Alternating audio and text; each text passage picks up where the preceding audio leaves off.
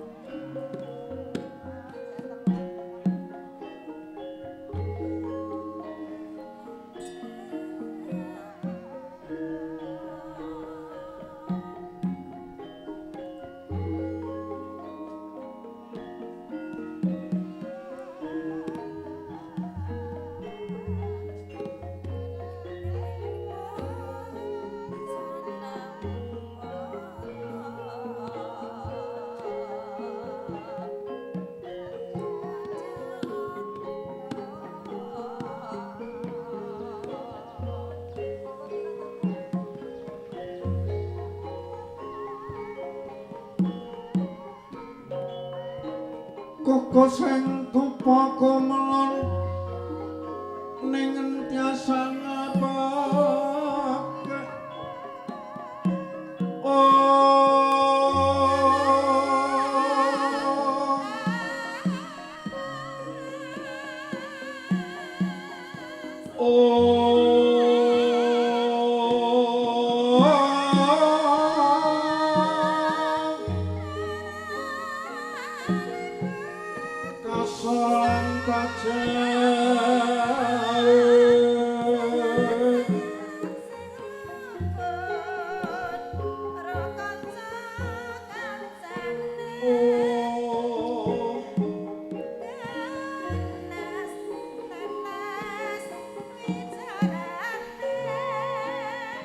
koko sing tupa kumelon ning entiasa ngabake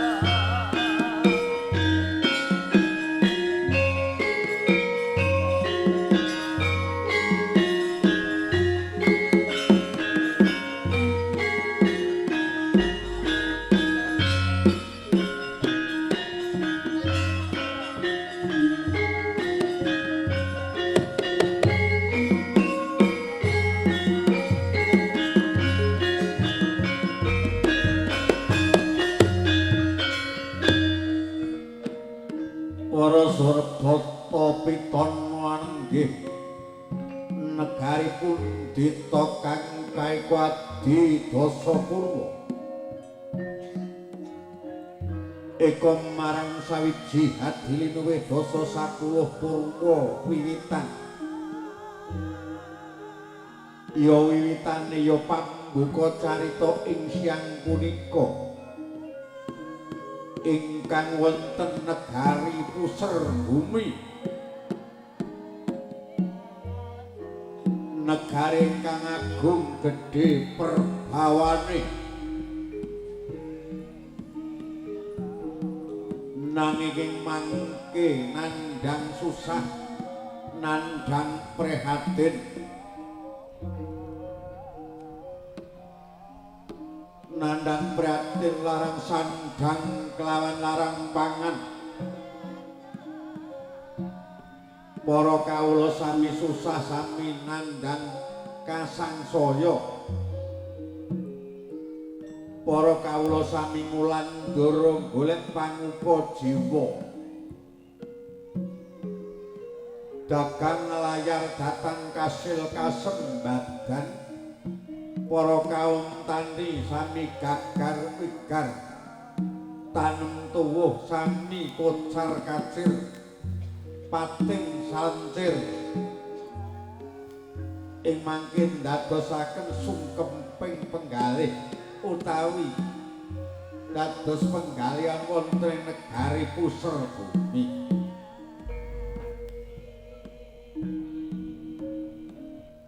mila ing mangke wonten ing puser bumi sinten ingkang nembe pinarak lenggah punika Narendra Gung Binatara Prabu Bledag Basu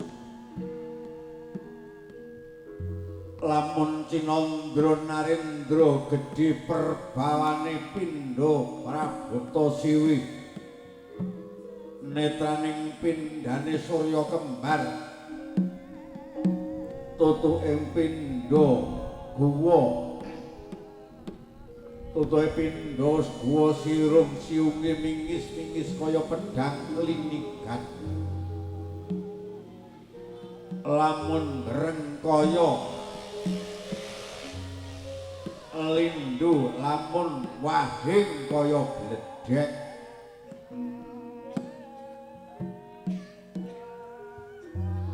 ing mangke boten kantun patih Durgapati sinambung para wadya tumenggung dirga sengkala lan dirga murka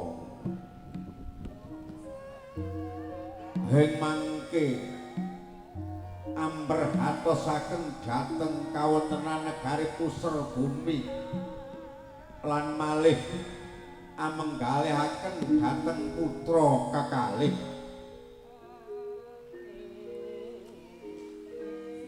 inggih punika Jaka Blubuh lan Prawan Blubuh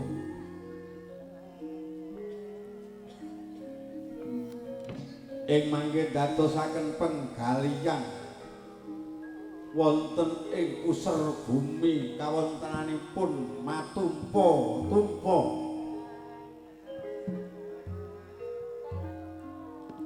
nalika semanten Sang Prabu kumplawine asta arsa wawan pangandika mangkono pangandikaning kang dereng kawiyos ing lisan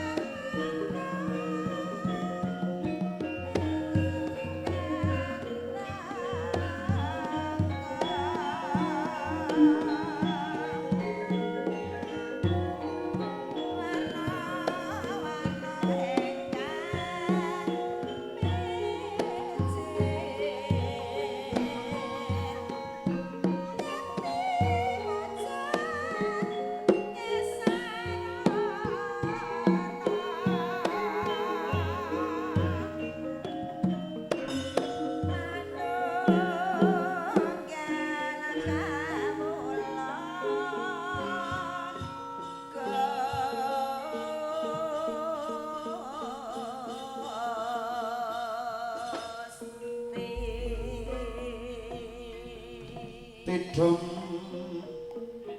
jroning basmane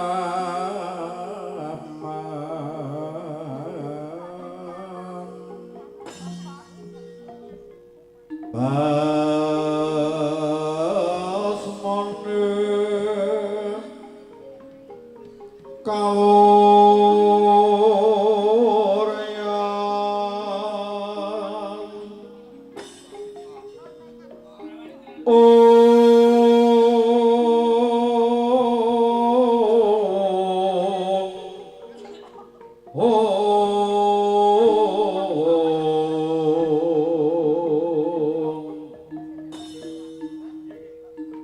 wigatining karsa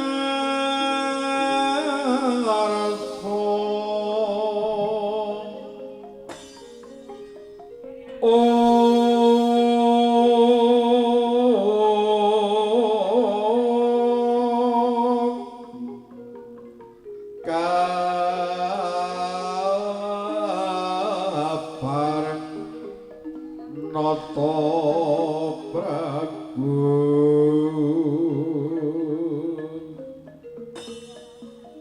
ingkang miyos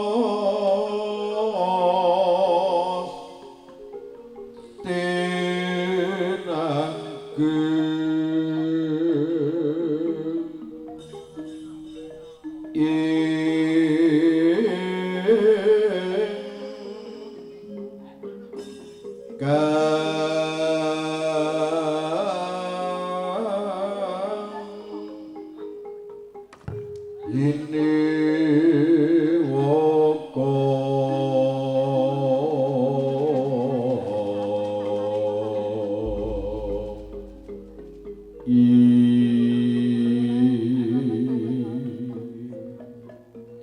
aganti prabowo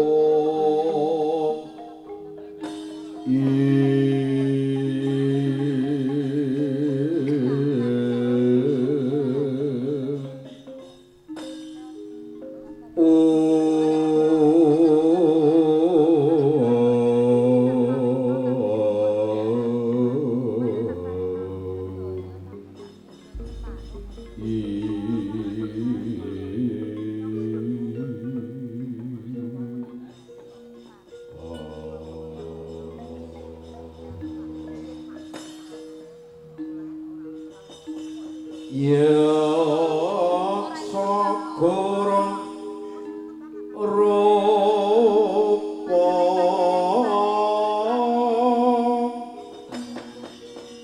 risedeng narendra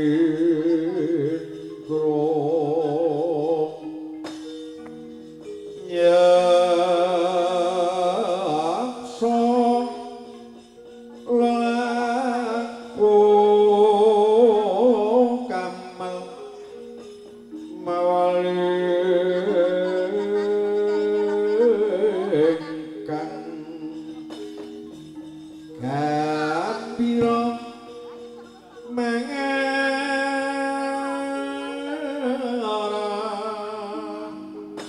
angisesiyong mawetu prabowo lesos apragerampa sindra trewut magenturan mrengconane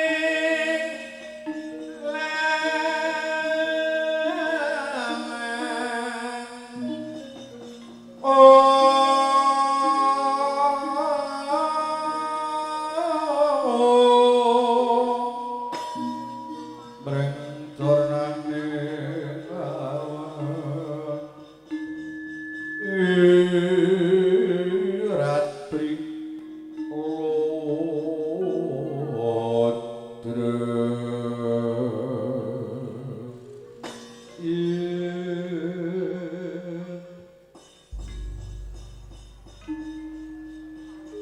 jagat dewa Bathara jagat dewa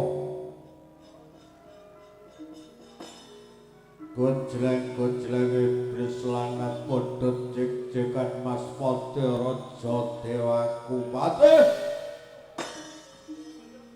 padha winantu ing karahayon padha winantu ing keslametan pati kawula nuwun inggih ngestaken dawuh Gusti kula ingkang sinuwun awet saking berkah pangestunipun Gusti kula ingkang sinuwun lulus raharja kalih sering rubito mboten langkung pangabekti kula kunjuk wela bawah ya wadih ingsun tampa liwat puja pangestuning sun tumrapa marang jeneng sira ya Pati kawula nuwun inggih ngestoaken dawuh Gusti saged anggen kawula mundi mugi dadosaken kegiatan kula anggen kula ngabdi dhateng paduka wonten ing puser bumi mriki ya kabeh para wadya padha rahayu inggih Gusti Pati para maju Pati yen ing kono jeneng ingsun arsa awan pandikan marang jeneng sira awit ana kang kudu dipikir kudu dipenggalih bareng-bareng Pati nuwun inggih ngestaken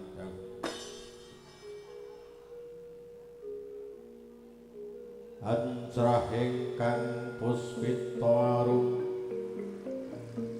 kasiliring samirala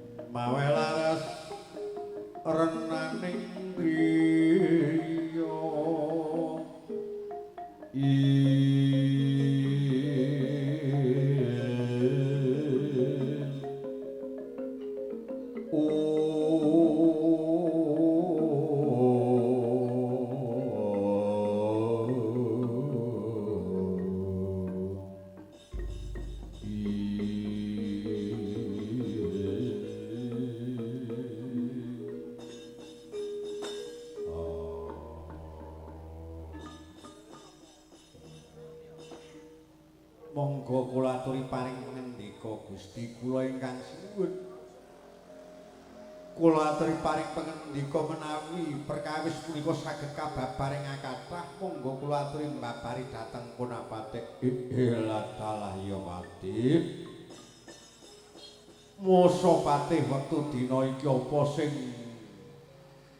dirasa ing negara puser bumi kene negara puser bumi paribasane prihatin larang sandang larang pangan para kawula nandhang sangsaya kasangsaya ing kono esuk para sore pati sore lara esuk tumekeng tiwas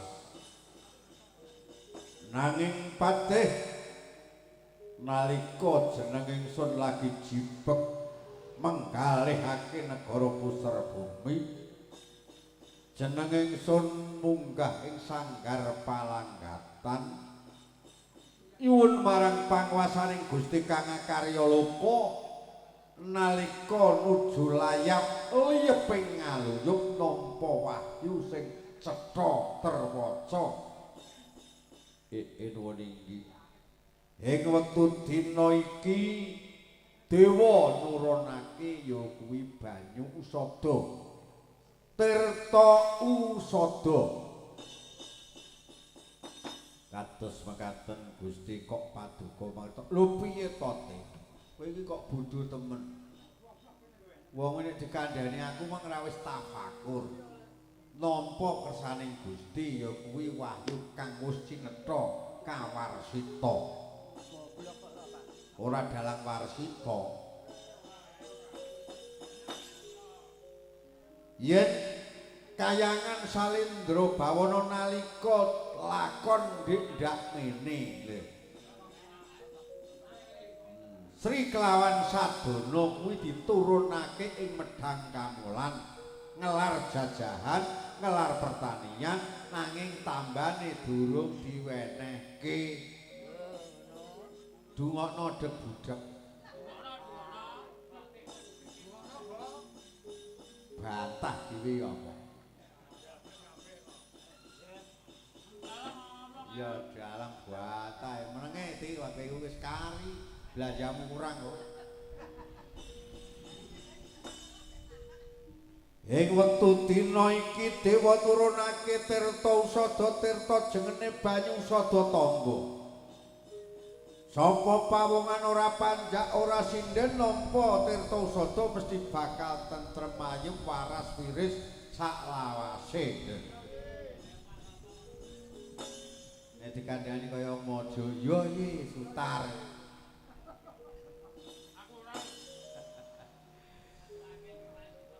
Angel tuturamu.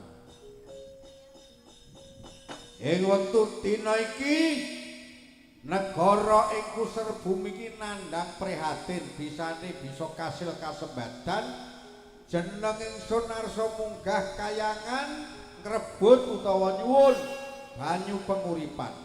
Yen banyu usada ora diparingake bakal tak rudha paripaksa. Nek kula dos pundi Kanjeng Rama? Nggih kula niki kados pundi? Piye meneh? Kula menika sampun tuwa kok boten payu omah-omah. Kula niki kepiye wong kula anak ratu kok ngeten? Nggih kula niki nggih anak ratu kok malah dadi Joko Kasep. Mula kowe sakloron tak kandhani. Iki sabda utama saka panjenengan ingsun ya kuwi pengucap ingsun. Jenengmu kang kinaran bocah loro kuwi perawan blubuh karo Joko Blubuh.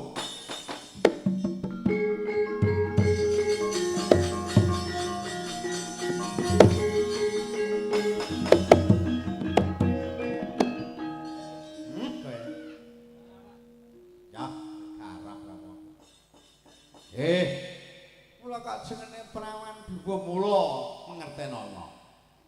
Ora njlegong ora maja yen ana perawan tangine kedisikan srengenge. Dungokno iki temenan. Pakem iki. Kandhane. Sapa wonge bocah perawan tangine kedisikan srengenge ora ndang loro banyu adus lan terus ngabdi sarira golek sandangan sing apik ing kono wis kinaran jenenge perawan blubuh. Lah jodomu yaiku Joko Blubuh, Joko sing keset. Joko sing ora gelem ngudi kawruh sembarang apa wae nek tangine nglepon jenenge Joko Blubuh perawan blubuh. Lah niku kira-kira digurukno nggone Kartolo wis saged ta mboten? Ora iso. Wong mbok gurukno ring mahku tak rewangi tak gawakno akik tak gano menyat. Nanging nek kowe jaket saja blubuh ya ora iso mandi. Mulai dina iki jeneng sira dadi anak ratu kudu bisa berubah. Kudu bisa sregep ngudi sarira ngudi pegawean apa wae. Kang wal saka pangucap ya kuwi Joko Blubuh lawan pelawan blubuh. Patih kawula nuwun inggih ngestaken dawuh. Dina iki irit Wadyabala sagelar sepapan jeneng ingsun arsa munggah kayangan. Kowe niki ngestuaken dawuh budal kang para wadya mumpung iki ngguri komplit gamelane komplit gawe sing kaya ora biasane kira-kira panjak ora iso kocap kacarita nalika semana paripurna paseban wonten ing puser bumi sami medal netepi jejibahan sowan-sowan lamun bidalipun lan pundhuripun Sang Nata Prabu lamun kinandra reruntungan candrané